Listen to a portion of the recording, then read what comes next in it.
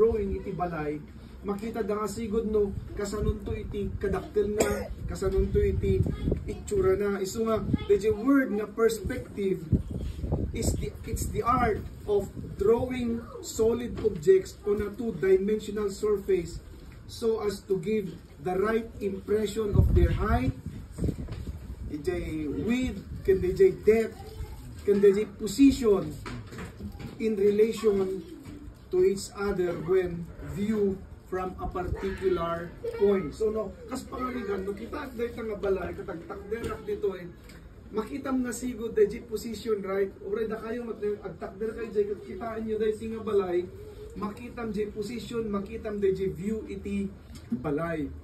Another one, no, kitaan to iti perspective, saan lang nga may panggap iti drawing, no, it is a particular attitude toward or way of regarding something. O no, ti kahit nga sa ulan, the point of view. Now, iti biyag tayo as namati ken ni Apo Diyos, tibiyag tayo nga imawat ken ni Apo Jesus as manugot ken manang isalakan tayo kakapsat. At dati inted ni Apo Diyos nga sarita na. Kat kayat ko nga basayan kada kayo ijay 1 Corinthians chapter 51 hingga ti 58. Dapat yung memorize kanya tayo. Or awan memorize ngayon malagip tayo dahil yung bagana niya. Tikunana ka, listen, I tell you a mystery. We will not all sleep, but we will all be changed. Now, kunana, ti Bible tayo, I tell you a mystery. Ibagak kada kayo ti palimed. Now, ipatakdada ito nga balay, siguro kadagit idaduma, handa pa nga mo. Handa nga mo, anya. Ngayon, di na itakderan, da ito nga balay, ay kasjay gayam, kunadan da ito Niya po Diyos, saan na nga kayat nga da tayo nga tattao, pugpuan tayo, dagiti banbanag, uray iti masangwanan, di kayat ni Apo Diyos nga uncertain tayo kadagiti banbanag iti masangwanan. Iso ko na nakat ibagak kada kayo iti palimed. Praise the Lord. Sino ti mahilig ti palimed kada kayo kakapsan? Tuwa talang ti mapangsuhan. Secret niya. Yung ni Apo Diyos, saan na kayat ni secret kanya tayo? Dahil future. Iso ko na ibagak kada kayo saan nga amin kat makaturog, but we will all be changed. Now, the word na makaturog, makita tayong tumadamdama, kuna na, in a flash, in a twinkling of an eye, at the last trumpet, for the trumpet will sound, the dead will be raised imperishable, and will be changed. And we will be changed. Now, kitaan tayo man yung word nga kuna na asleep ni Apostle Paul, dinescribe na nga dagiti natay, nakaturog. Nakaturog, ganyan. Kini ading tayo, kabsat tayo nga natan, uray ko na tayo nga nakrime, nakaturog. Dayta. Awanan dayjay biyag. Iso nga, uray no katok-katok ang daytoy, awan ti response na, right? Sinutin na padasan nati nakaturog kat uray jay kadwa na nakuutan na no nagparwar ti angin wano saan. Awanan niya, same thing, kaslakas jay kunana, nakaturog laeng, nakaturog. Ngayong kunana, in a twinkling of an eye. Kasano ti twinkling of an eye? Ni Brother Richard, kasano ti twinkling of an eye mo, Brother Richard? Na? Agkirem, kunana, agkirem. Agkindat, kunana. Agkirem, kapag agkirem. Agwing, agkastilang di mata, kunana kat mabalbal, we will be raised imperishable. Bumangon to, kunana dahito nakituloy ko, for the perishable must clothe itself with the imperishable, and the mortal will with immortality. Kuna na, dagijay agrupsa, ikawis danto, makawisan danto, iti saan nga agrupsa. Kat dagiti matay, makawisan danto ti saanan nga ipapatay. Wow, nagpintas niya. Agrupsa da ito eh. Nagrupsan. Binoy-buya da gijay ko, binoy-buya da CJ. Pinatay. Agrupsan. Nakakita kayo sa samatan, EJ Panchon, nga linukatan data, adaman ng timaister na maisa. Kanya tinapansin nyo ijay. Nagrupsa ba? Wano saan? Nagrupsa, right? Nagrupsa. Ora, the great grandmother mi, di watawat, ti pa'y kabilan mi, di linukatan mi da ijay. Nagrupsa. Nagrupsa. So, insako mi da ijay ko, insako mi da ijay bones na, insel-sel nimot lang ijay ulit. Tapos, insarunom ijay grandmother mi. Tawan nga ron, ti pang ikabilan. Agrupsa kuna na ngem sa anton nga makawisan ton ti saan nga agrupsa. When the imperishable has been clothed with when the perishable has been clothed with the imperishable and the mortal with immortality, then the saying that is written will come true. Death has been swallowed up in victory. Into no makawisanen, dayjay agrupsa iti nga bagi iti saanen nga agrupsa, ken dayjay matay nga bagi iti saanen nga matay kunana adinnon wenno naabaken iti patay. Naabaken iti patay. Iti verse 55 kunana, where, O death, is your victory? Where, O death, is your sting? Dayjay sting, jay panulid, jay venom na kumanya. But thanks be to God, He gives us victory through our Lord Jesus Christ. Dayjay kunana nga palimed. Now, daytoy ti agbalin nga namnama tayo kakabsata. Dumteng to ti kastoy nga pasama kanya tayo, ngemhaan nga uncertain iti biyag tayo. Saan tayo nga uncertain ijay future tayo. At dati nakangigak dayjay no dati eulogy karon no iti last night papa no lakay manong uncle lakay bakit no sa dinuman ti ayan mo itata no sa dinuman ti ayan mo tama ba dayjay when no sa dinuman ti ayan mo no kung kuna tayo dayjay panunot tayo saan ngay nga kwa aan nga sigurado iti napanana kat datayo nga Christian ipaspasigurado ni Apo Dios that we will go back to Him and that daytoy nga bagi kunanan tong maklot to daytoy nga mortal body iti immortal. Praise the Lord. Saan ba nga kas daytoy nangyari kin ni Jesus? Yes. Kas jay iti nangyari kat dayjay nga bagi sa anen agasem agkakarangan ay adadigi jay disciples ni Jesus iti uneg iti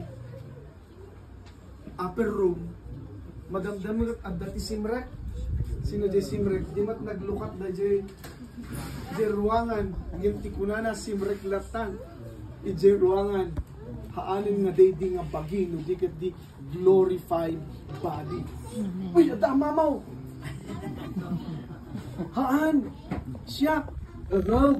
Mamaw ka, kung nani Tomas, anya. Itam ka di Tomas. Idi simre, glorified body. Idadadjayin, idya uneg. Impakarawan mat ni Jesus, o kitam dati imak, o kitam dati bakrang ko. Praise the Lord. Na change. So, kitaan tayo, iti life tayo, o iti bagi tayo, we will all be changed. Madaydayaw ni Apo Diyos. Iso siguro nga, dagiti bumakat, kada lumakay, di amok kat, na ikatibuk na dito, yung mas daaw kami, na 2 weeks lang at nagtubo. Uy! Simbabali di tsura na. Nagtubo at tibuk na, anya na, ginamit mo, minoxidil. Di pagpatubo ti buhok, di ba? Minoxidil. Kung kunan na lang. Anya nga tinaramat ni partner mo. Anjin, kinuskus na dito sa rin pigkat. Kasi di kaya, tatluhan na madlaw nga. Awanin. Kasta tayo mo, di ba? Dagiti daduma, very conscious that dati piligis dito. Dapat lang nga, agipigkat na dito iti scotch tape sa daguyo. Doon na kasi ang ikat di piligis sa da make-upan, tatunhang nga madlaw. Wenta, bumakat lumakay iti bagi. Agrup sa iti bagi. Mayat tayo man kan saan yan ni Apo Isus. Di ko na iti Bible santaan nakakapsat. Nga saan ko nga agrup sa iti bagi tayo. Katday iti bagpagana nga agyaman tayo kini Apo Diyos. Paited na iti baligi kada tayo. Awan ton iti panakibiyang iti death. Now, kunana iti verse 58. Therefore, my dear brothers and sisters, stand firm. Let nothing move you. Always give yourselves fully to the work of the Lord, because you know that your labor in the Lord is not in vain. Stand firm. Hantayo nga pukpukawan dahito nga insuro ni Apo Jesus kada tayo. Hantayo nga laklaksiden. No di kanayon tayo ko mga laglagipen. Tapno saan tayo nga mapukawan iti namnama. Gapunda. No ited tayo, iti bagi tayo, iti panag-serve ken ni Apo Diyos kakabsat. Haanto nga pulos. Nga ko na tayo, awan mama ay natyag pamati. Awan sir-sirbi natyag pamati. Haan nga kasjay. Ngin insuro na tayo, tapno iti kasta, i-encourage na tayo pa nga pagpamat na tayo, digiti sasao ni Apo Diyos. Apay, our labor in the Lord is not in vain. Now, kuna namanen, dahil kat insurat ni Apostle Paul, kadigijay taga-Korinto, digijay Corinthian believers, tanumatayan ti believers, iji mapukawan day tinamnama. Same thing, ijay Christians, ijay Thessalonica. Iso nga surat man ni Apostle Paul kadakwada, ijay chapter 4 verse 13, nangiganto digiti daduma, kunana, brothers and sisters, we do not want you to be uninformed about those who sleep in death, nakaturog iti patay kunana, so that you do not grieve like the rest of mankind who have no hope. Ay, adagayam mo ti tattao iti adamat gayam ti Kristiyano nga napukawan iti namnama no umayan iti kastoy nga pasamak iti panagbiagda. Nginin pasigurado ni Apostle Paul kuna nakadakwada ket saan mi nga kayat nga uninformed kayo. Saan mi nga kayat nga ignorante kayo kadigitoy nga banbanag kuna ni Apo Diyos tapno adda kumaakanayon iti namnamayo. For we believe that Jesus died and rose again, and so we believe that God will bring with Jesus those who have fallen asleep. Maridayaw ni Apo Diyos. According to the Lord's own word, we tell you that we who are still alive, who are left until the coming of the Lord, will certainly not precede those who have fallen asleep. For the Lord himself will come down from heaven with a loud command, with the voice of the archangel, and with the trumpet call of God, and the dead in Christ will rise first. After that, we who are still alive and are left will be caught up together with them in the clouds to meet the Lord in the air, and so we will be with the Lord forever. Now, step by step, itimbagan ni Apo Diyos kanya tayo, what will happen? Maikkan tayo iti perspective. So, di tayo pa'y natnatay, kas jay gaya man. Han tayo pa'y nga nakaturog, impakitan ni Apo Diyos kanya tayo, tapno certain tayo, ijay future tayo. Tapno may kan tayo kakabsat itinamnama, ijay future tayo. Agasim de imbaga na kunanakat gapo iti sao ti ni Apo Jesus. Da tayo nga si bibiyag nga saan pa nga natay gana nga umay ni Apo Isus, saan tayo nga unaan ida. Nagijay, kuna tayo nga natay or nakaturog, yung kuna nag-agigiddan tayo to. Into no umay the trumpet call of God. Trumpet call of God. Di ba nagragsak? Kuna dagat, ijay Tamawan Village, into no kastoy, at dati paputok. Da ano ti fireworks iso nga dagiti taga Pinsaw urayon da dayta ken dagiti daddo mga taga barangay tanap siguro nagpintas urayon di ba paputok lang dayjay ngem kumusta ngay no sumabat tayo kas gadya pa nagsabat ken ni ading nga Rods sumangpat kano ni Manang Rods nagragsak dayjay rik na tayo di ba no dati sumangpat kita nyo ta, no sumangpat ni Apo Isus, into no i-announce na with the trumpet call of God, kuna nakad addan to kumamat da ragsak tayo nga sumabat, makisabat ken kuana. So, niading nga natan, bumangon to. Sa tayo to agigiddan nga makisabat ken ni Apo Isus, ijay tangatang. Praise the Lord. Ay sagsaganaan kayo mudlang dahil nga kapsat. When dapat lang ngay saganaan tayo. Dapat lang ngay sagana tayo iti bagi tayo, ti puso tayo, ti panunot tayo. Takunana, and so we will be with the Lord forever. So, ti estado, ti kapsat tayo nga ninatan temporary. So kunana dito manen, therefore encourage one another with these words. Isu ngay nga kunana itatay pastor ag service kayong tupay ni Auntie Nora Idirabi ag service kayong tupay di balay after iti cremation agawid kayo di balay ag service kayong tupay. Anya nga ti pa nag-service tayo ket panagdingig mo iti sao ni Apo Dios tapno maliwliwa tayo, encourage one another kunana, encourage one another. So dito aramidan tayo tatagat, it is a celebration of life. Amen. So we all have the reason to celebrate because umuna saan tayo nga ignorant about the future. Amen. Certain tayo, sigurado tayo dayjay, yung pasigurado ni Apo Diyos.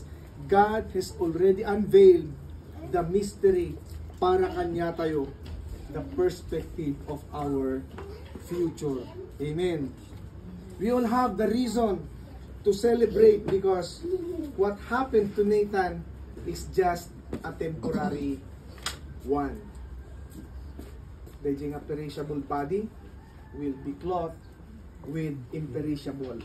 Dating a mortal nga body will be clothed with immortality. We have all the reason to celebrate because of our future victory. Amen. Awan to iti patay. Amen.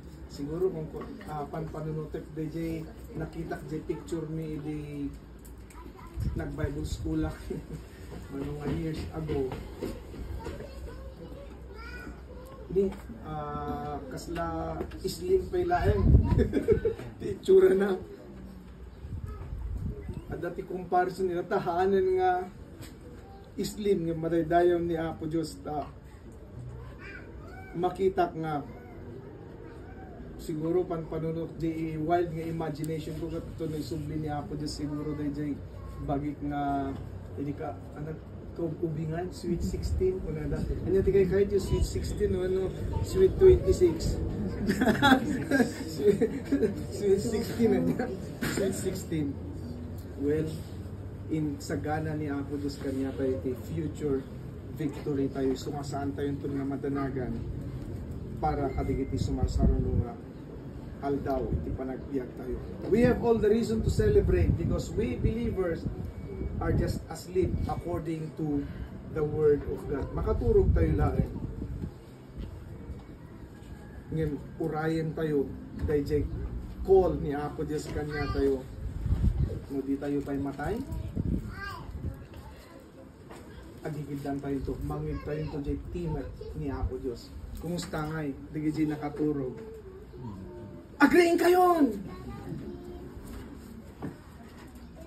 Maray dayon ni Apo Diyos. Agreeing kayon. Agigiddan kayo, sumabat kin ni Apo Isus. Praise the Lord. Ringen na kayon to. Ringen to ni Apo Isus. Dagiti nakaturog akas kin ni Brother Nathan. Of course, oray mo di tatang ko. Dagiti imun una kanya tayo. Masaan pa yung umay ni Apo Isus. Nice! Yung nun makaturog tayo to.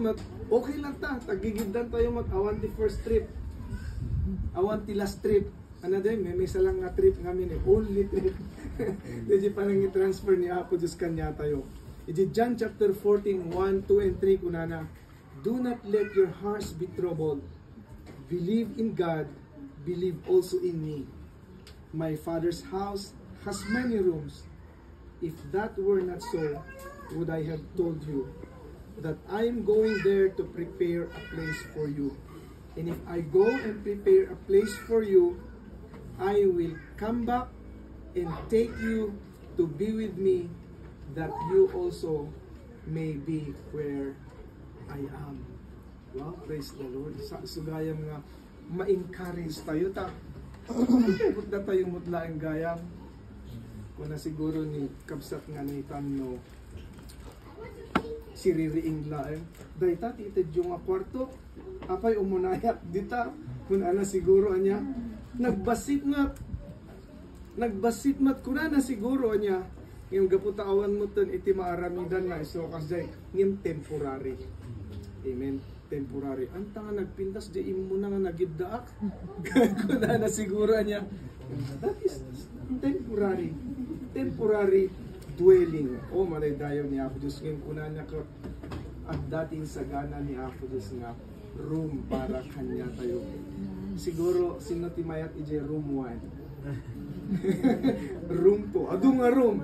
Agpili kayo ditan. Kung nadan ni dati mang i-usher to kanya tayo siguro. Madadayon ni Apo Diyos. The thing is, napaka-encourage san tayo kuna nakat so that we may be also where the Lord Jesus is. Napintas iti room tayo. Nang nangigan tayo kapsat, iti Revelation chapter 21. Look, na, God's dwelling place is now among the people, and He will dwell with them. They will be His people, and God Himself will be with them and be their God. He will wipe every tear from their eyes. There will be no more death, or mourning, crying, or pain, for the old order of things has passed away. Maragdayaw ni Apo Diyos. At daman ti morning itata, ijay place, awanen.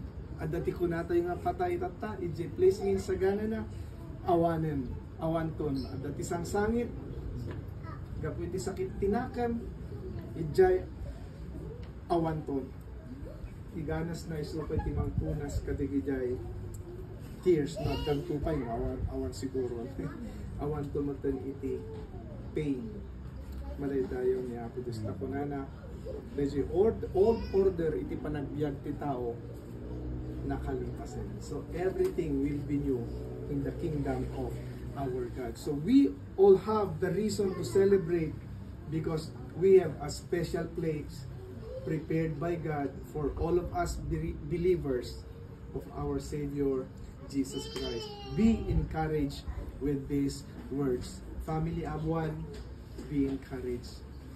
At ay sagana ni Apo Diyos para kanya tayo. Datayo amin nga dadin tayo. At datin sagana ni Apo Diyos nga para kanya tayo. Isagana tayo magnarapigiti. Life tayo. Taklo. Na-experience tayo today ito. Siguro new experience iti panagbiag tayo. So itatangal daw ready tayo nga mag-i-commit kani Nathan ijay pakaidulingan na temporary kat amok kan pa-check nga ti panangaramid tayo iti daytoy naramidan tayo ijay part tayo para kendi kapsat tayo nga naitan. Tapos na di Ecclesiastes chapter 12 verse 7 kaya't kung ibasa ka kapsat Ecclesiastes chapter 12 verse 7.